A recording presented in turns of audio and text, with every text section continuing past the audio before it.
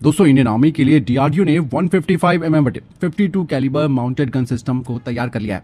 इस तोप की सबसे बड़ी खासियत यह है कि ये काफी तेजी से हमला करती है और उसके बाद तुरंत अपनी जगह बदल देती है और ये पूरी तरीके से स्वदेशी है और इवन भारत इसे एक्सपोर्ट करने को लेकर भी बातचीत कर रहा है। ये जो माउंटेड गन सिस्टम है दोस्तों, वो 8x8 ट्रक पर लगी हुई एक तोप है और ये तोप दोस्तों ATAGS पर बेस्ड है। इसे फायरिंग के लिए केवल 80 सेकंड में डिप्लॉय किया जा सकता है और ये फायरिंग के बाद मात्र 85 सेकंड में अपनी जगह बदल लेती है। इसकी मोबिलिटी अगर मैं बात करूं तो रेगिस्तान हो, पहाड़, ट्रेंच और स्लोप में भी ये आसानी से ऑपरेट हो सकती है, क्योंकि दोस्तों यहाँ पर इंडियन आर्मी को इसी तरीके के माउंटेड गन सिस्टम की जरूरत भी थी। हालांकि हमारे पास धनुष और ATAGS हैं, लेकिन इनकी प्रॉब्लम यह है कि इन्हें टो करके ले जाना पड़ता है, जिससे कि डिप्लॉयमेंट में टाइम लगता है और यही वजह है कि MGS यानी कि माउंटेड गन सिस्टम इस गैप को भरेगी। इवन इस माउंटेड गन सिस्टम में कई सारे फीचर्स हैं, जैसे कि armoured cabin, stabilisers, ammunition handling crane, on board power supply, integrated electronic control system. तो आप ये समझ सकते हैं दोस्तों, ये इंडियन आर्मी की जरूरतों को तो पूरा करती ही है, साथ ही इसके जरिए भारतीय सेना दुश्मनों को बड़ा नुकसान पहुंचा सकती है।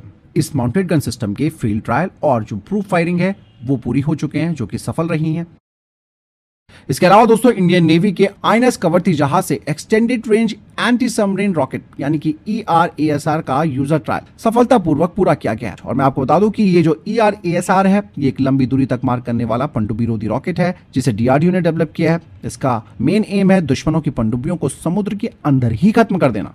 रक्षा मंत्री राजनाथ सिंह ने DRDO, भारतीय नौसेना और इस प्रणाली को डेवलप करने में शामिल सभी जो हमारे देशी उद्योग हैं उन्हें बधाई दी है। इवन दोस्तों ये जो ERASR है वो इसलिए भी इंपॉर्टेंट हो जाता है, खासकर कि चाइना और पाकिस्तान जैसे देशों की पनडुब्बियों की जो गतिविधियां बढ़ रही हैं उन्हें रोकने के लिए। ऐसे में यह रॉकेट भारतीय नौसेना को दुश्मनों की पनडुब्बियों को दूर से ही निशाना बनाने में सक्षम बना देगा और यह सफल परीक्षण बताता है कि भारत की समुद्री सीमाएं अब और ज्यादा सुरक्षित और मजबूत होंगी।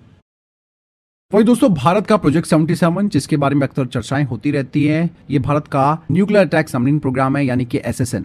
अब इस प्रोग्राम में काफी तेजी से काम किया जा रहा है और 2 सबमरीन के लिए आप सबको मालूम भी है कि मंजूरी मिल चुकी है, इसीलिए इनका डिजाइन प्रोसेस जो है वो शुरू हो गया। सबसे खास बात यह है कि अब इंडियन नेवी ने इन SSNs के लिए जो अपनी रिक्वायरमेंट है उसे बदल दिया है। पहले ये कहा जा रहा था कि भाई इनमें भी सबसोनिक क्रूज मिसाइलें लगाई जाएंगी, लेकिन अब दोस्तों इन अत्याधुनिक पनडुब्बियों में सुपरसोनिक और हाइपरसोनिक क्रूज मिसाइलें लगाई जाएंगी। सबसोनिक मिसाइलों को छोड़ने की वजह भी दोस्तों बिल्कुल साफ हो जाती है इंडियन नेवी के लिए, क्योंकि ये काफी कम स्पीड वाली क्रूज मिसाइलें होती हैं। आमतौर पर ये समुद्र के पास से तोड़ती हैं और लंबी दूरी पर अपने टारगेट को खत्म भी कर सकती है। प्रॉब्लम ये है कि आज की डेट में जो एयर डिफेंस सिस्टम्स हैं वो काफी जल्दी इन्हें पकड़ सकते हैं और यही इसकी जो स्पीड है उसी वजह से दुश्मन के पास टाइम हो जाता है रिस्पॉन्स देने का। मतलब साफ है कि इसका जो इम्पैक्ट है वो कम हो जाता है। यहाँ पर दोस्तों सुपरसोनिक और हाइपरसोनिक मिसाइलों को इसलिए भी प्रायोरिटी दी जा रही है। पहली बात तो स्पीड, मैक 2 से लेकर मैक 5 तक इनकी स्पीड होगी, रेंज 1500 से 2000 किलोमीटर होगी। इवन दोस्तों कहा यह जा रहा है कि ब्रह्मोस सुपरसोनिक वेरिएंट और भविष्य की हाइपरसोनिक क्रूज मिसाइलों को ही प्रोजेक्ट 77 SSN पनडुब्बियों में लगाया जाएगा और प्रोजेक्ट 77 के तहत कम से कम 6 न्यूक्लियर अटैक सबमरीन्स बनाई जाएंगी और ये पनडुब्बियां दुश्मनों के जहाजों को खोजने और जरूरत पड़ने पर उन्हें खत्म करने की क्षमता रखेंगी और ये पूरी तरीके से स्वदेशी होंगी, जिसे कि DRDO और L&T तैयार करेंगे। क्योंकि दोस्तों भारत को इंडो पैसिफिक क्षेत्र में भी अपनी पावर को प्रोजेक्ट करना है, तो ऐसे में ये SSNs काफी इंपॉर्टेंट हो जाती है। हालांकि भारत के पास अरिहंत क्लास की SSBNs तो हैं, लेकिन प्रोजेक्ट 77 की SSN दोस्तों भारत को फॉरवर्ड एरिया डोमिनेशन और तेजी से जवाबी कार्रवाई करने में सक्षम बनाएंगी। मतलब साफ है कि भारत की जो मरीन स्ट्रैटेजी है वो अब पुराने मॉडल से हटकर नई जनरेशन के हथियार सिस्टम्स की ओर आगे बढ़ रही है। मतलब इससे भारत की अंडर वाटर स्ट्राइक क्षमता और डिफेंस दोनों ही एक नेक्स्ट लेवल पर पहुंच जाएंगे। फिलहाल आपको क्या लगता है इस बारे में मुझे कमेंट सेक्शन में लिखकर जरूर बताइएगा।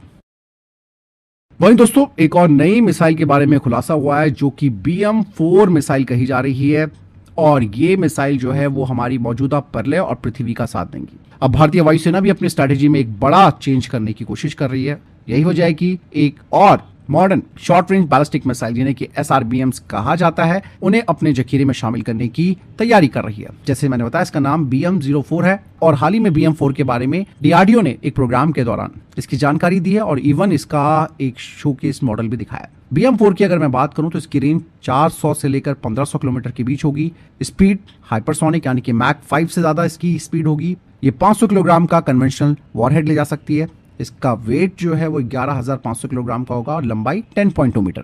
यहाँ पर दोस्तों BM4 का डिजाइन जो है वो अग्नि P यानी अग्नि प्राइम से काफी मिलता जुलता है। लेकिन यहाँ पर मैं एक चीज और बता दूं कि ये जो नई मिसाइल है हमारी BM4, ये पूरी तरीके से कन्वेंशनल टारगेट्स को खत्म करने के लिए इस्तेमाल में लाई जाएंगी, मतलब गैर परमाणु दुश्मन के ठिकानों को। दोस्तों BM04 के बारे में कुछ स्पेसिफिकेशन भी सामने आई हैं। जैसे कहा जा रहा है कि इसका boost glide hypersonic re-entry vehicle होगा, जो कि फ्लाइट के अंतिम फेज में अपनी डायरेक्शन बदल सकता है, जिससे कि दुश्मन की मिसाइल डिफेंस को ये चकमा दे देगा। दूसरा, इसकी खासियत है कैनिस्टर बेस्ड सिस्टम, यानी कि रोड से भी इसे आसानी से ले जाया जा सकता है और तुरंत लॉन्च किया जा सकता है। इसका इस्तेमाल स्पेशली दुश्मनों के हाई वैल्यू वाले टारगेट्स को हिट करने के लिए किया जाएगा, मतलब दुश्मनों के airbase, radar, mobile missile launcher, उनके कमांड सेंटर और उनके सैम सिस्टम्स को निशाना बनाया जाएगा।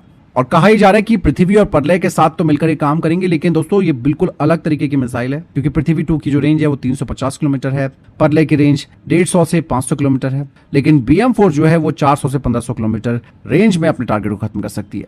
मतलब प्रलय का नेक्स्ट स्टेप BM4 मिसाइल है। और इवन दोस्तों आपने देखा होगा कि चाइना की DF-17 हाइपरसोनिक मिसाइलें और पाकिस्तान की HQ-9 जैसे एयर डिफेंस सिस्टम भारत के लिए टेंशन तो रहते ही हैं। ऐसे में दोस्तों भारत BM4 के जरिए पहले से ही हमला करके दुश्मनों की सारी तैयारियों को नाकाम कर सकता है। और आपने देखा होगा ऑपरेशन सिंदूर के दौरान कैसे भारत ने पाकिस्तान के 13 एयर बेसिस में से 11 को सफलतापूर्वक उनको बड़ा नुकसान पहुंचाया है। फिलहाल ये भी बताया जा रहा है कि BM4 का ट्रायल चल रहा है, यानी कि ट्रायल फेज में, और इसकी पहली डेवलपमेंटल टेस्ट फायरिंग भी जल्द ही शुरू की जाएगी। और ये BMP4 मिसाइल दोस्तों इंडियन एयरफोर्स की स्ट्राइक क्षमताओं में लंबी दूरी और तेजी से हमला करने की जबरदस्त क्षमता को जोड़ देगा, और इसके जरिए भारत चाइना और पाकिस्तान जैसे दुश्मनों की मिसाइलों और उनके एयर डिफेंस सिस्टम्स को न केवल चकमा दे सकता है बल्कि उन्हें खत्म कर सकता है।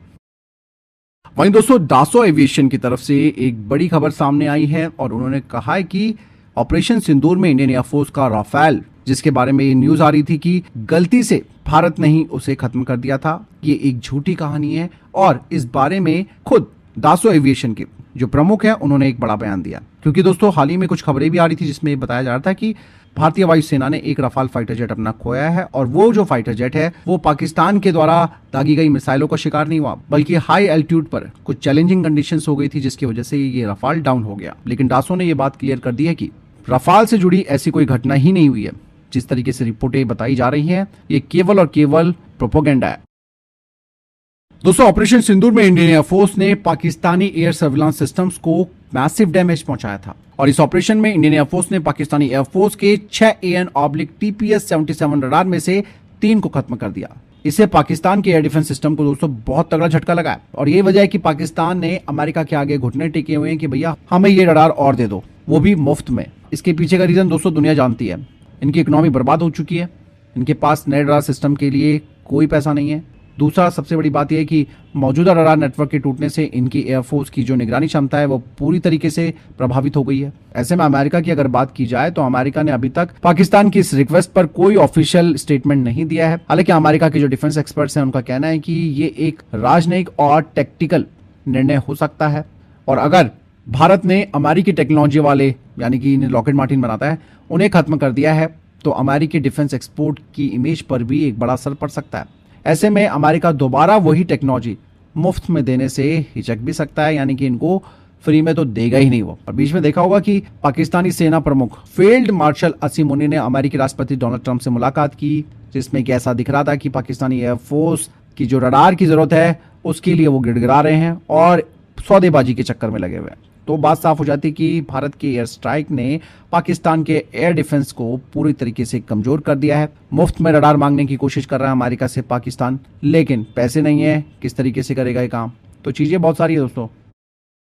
वहीं दोस्तों डीआरडीओ और भारत की प्राइवेट सेक्टर की कंपनी सागर डिफेंस इंजीनियरिंग अब मिलकर submarine launch, underwater launch, unmanned aerial vehicles को डेवलप कर रहे हैं, और ये नया प्लेटफॉर्म दोस्तों भारत की इंटेलिजेंस, सर्विलेंस और रिकॉग्निशन क्षमताओं को काफी बढ़ा देगा। दरअसल दोस्तों ये जो यूएल यूएवी है वो एक अनमैन्ड एरियल व्हीकल है जिन्हें पनडुब्बी की टॉर्पीडो ट्यूब या फिर वर्टिकल लॉन्च सिस्टम से पानी के नीचे से लॉन्च किया जाता है। ये पानी की सतह पर आते ही अपने पंख फैलाकर उड़ान भरता है और हवा में निगरानी, जासूसी और दुश्मन की गतिविधियों की जानकारी जुटाने का काम पे लग जाता है। इवन दुश्मनों को इसके बारे में पता भी नहीं चल पाता। और इसकी सबसे बड़ी खासियत ये है कि पानी के नीचे से लॉन्च होकर दुश्मन को, जैसे मैंने बताया कि उनके अलर्ट भी नहीं मिलता, ये उनकी निगरानी शुरू कर देता है। और आईएसआर मिशन के लिए तो ये जबरदस्त सॉल्यूशन माना जा रहा है। इवन ये रियल टाइम डेटा ट्रांसमिशन कर सकता है, जो कि ये सैटेलाइट या फिर RF लिंक से पनडुब्बी या फिर बेस स्टेशन को डेटा भेजता है। और इसमें रिकवरी ऑप्शंस भी हैं, यानी कि मिशन के बाद इसे समुद्र में लैंड कराया जा सकता है। और ये जरूरी भी हो जाता है दोस्तों, क्योंकि पनडुब्बियों की छिपी ताकत का ये विस्तार करेगा और आमतौर पर पनडुब्बियां पानी के नीचे रहती हैं और सतह से जानकारी नहीं जुटा पाती। तो ऐसे में ये जो UAVs हैं वो इस कमी को दूर करेंगे। फिलहाल ये देख के टॉप डिफेंस अपडेट्स। वीडियो के सामने कोई प्रश्न जवाब है, आपका कोई सवाल है, कमेंट सेक्शन में लिखकर जरूर पूछ सकते हैं। वीडियो को लाइक और शेयर जरूर कीजिएगा। जय हिंद, वंदे मातरम।